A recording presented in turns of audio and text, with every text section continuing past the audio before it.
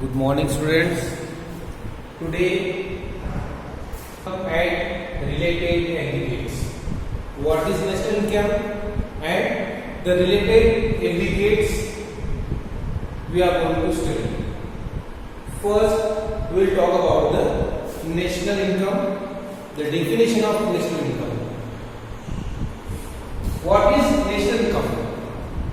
It is the sum amount or sum total of all factor income earned by the normal residents of the country during an accounting year.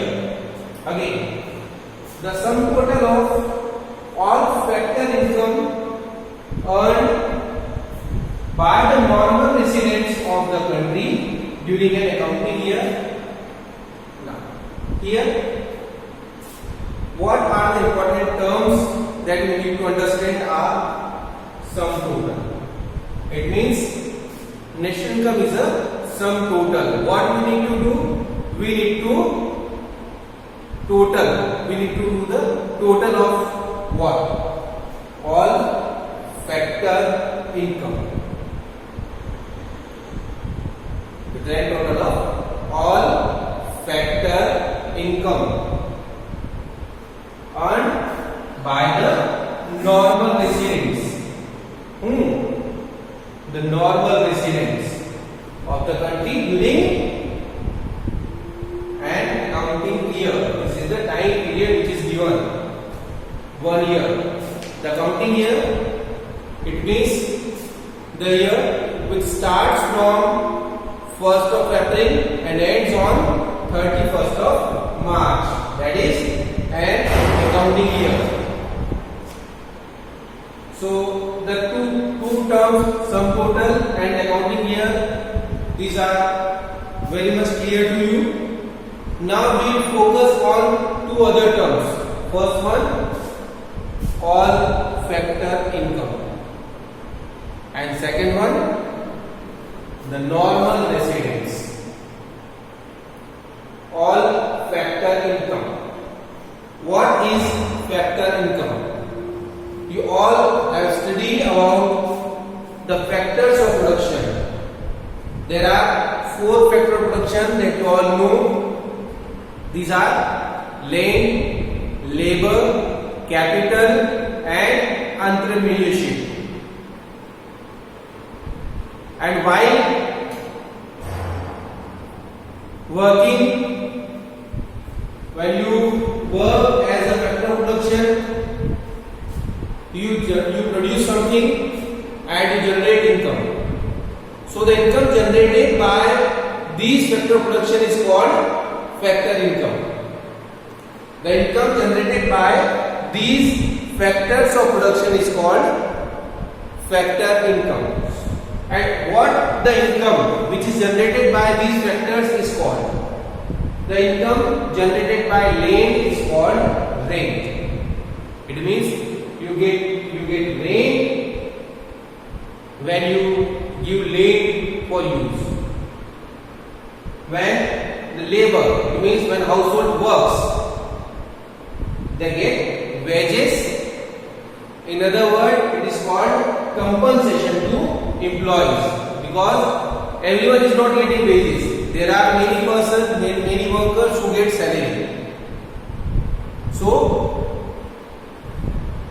in aggregate, we call it compensation to employees. So you get wages in return of your labor. Then you get interest in return of your capital. What you get? You get interest in return of capital, and you get profit in the returns of entrepreneurship.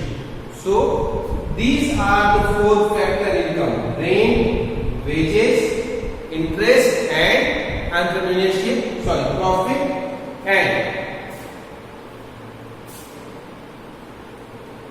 again there are 4 types of factor incomes. First one is rent, which is received on behalf of use of land.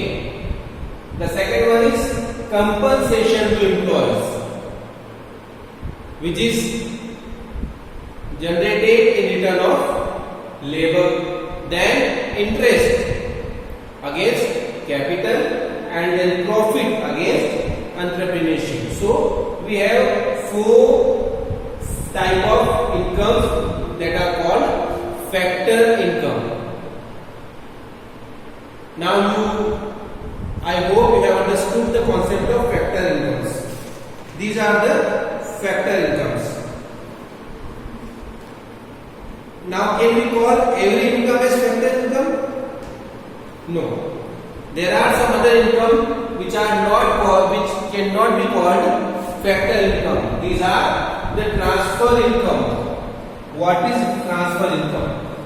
Transfer income is the income just like if government has transferred amount of pension in the account of old age people.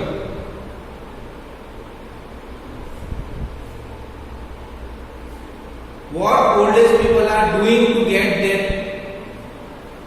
pension? They are doing nothing. They are getting the pension amount just because they are old. So this type of income is called transfer income. What is it called? It is called transfer income.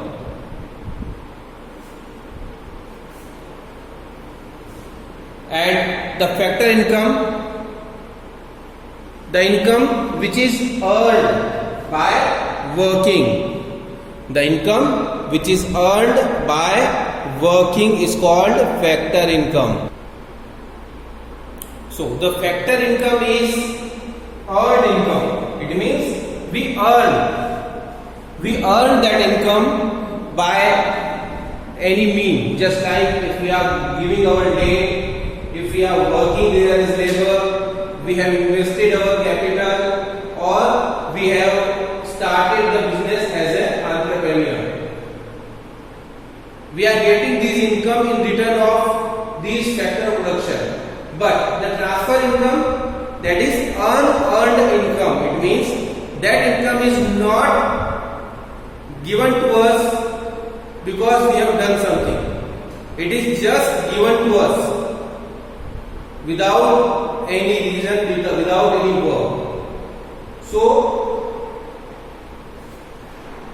factor income is earned income and transfer income is unearned income, and we calculate only earned income, not unearned income, as when we go to calculate the national income.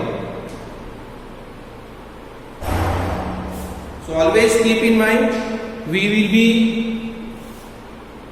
taking care of only four types of income: rent, wages, interest and profit when you calculate national income.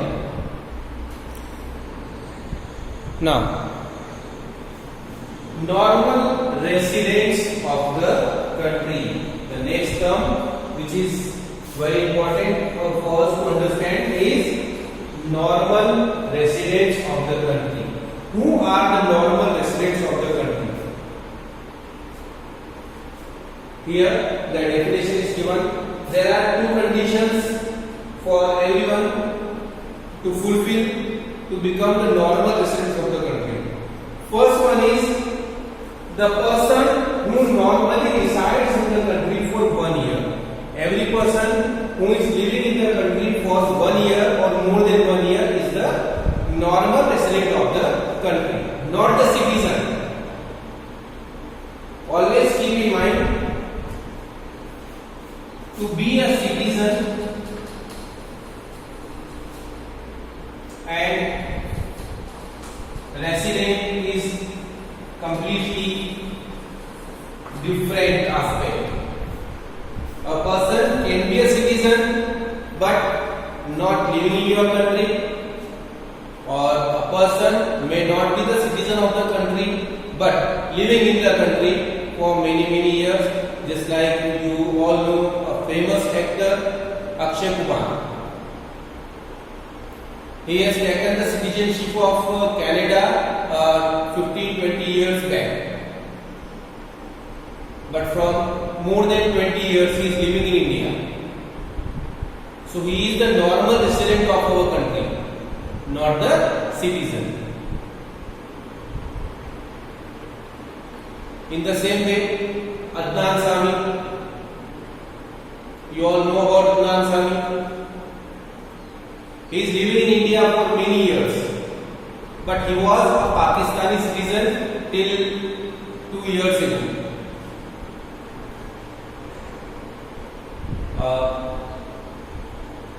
Till this year, in year 2020 only he got his citizenship of India. Till now he was a citizen of Pakistan. Now as he got citizen of India, he can be called Indian citizen. But till now he was the Pakistani citizen but living in India. So citizenship and resident status both are completely different.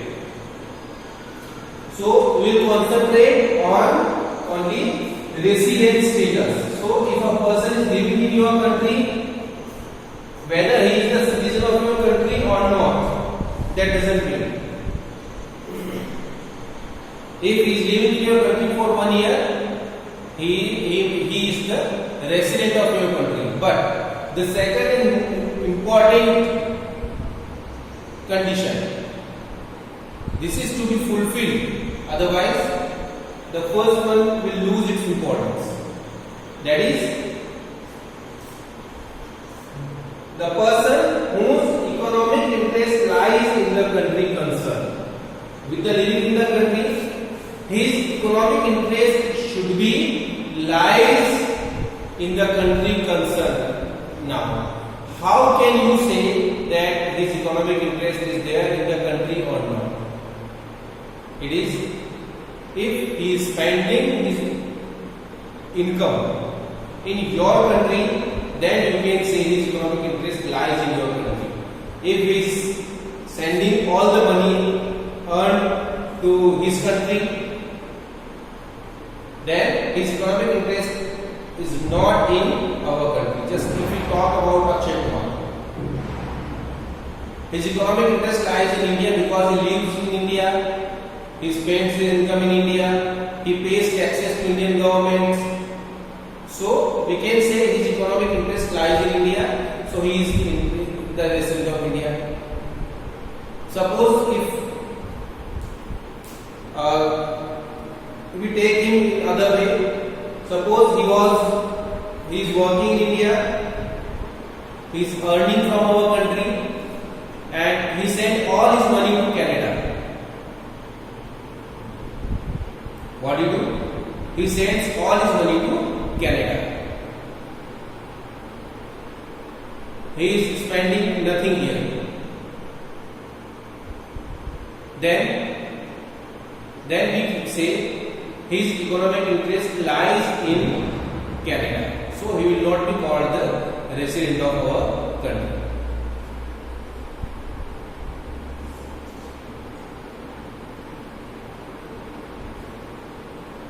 So everyone who is living in your country for 1 year or more than 1 year and his economic interest lies in the country concerned, it means what he do, he spends in your country, he pays taxes in your country, he follows your country's rules and laws, then he can be called the resident of your country.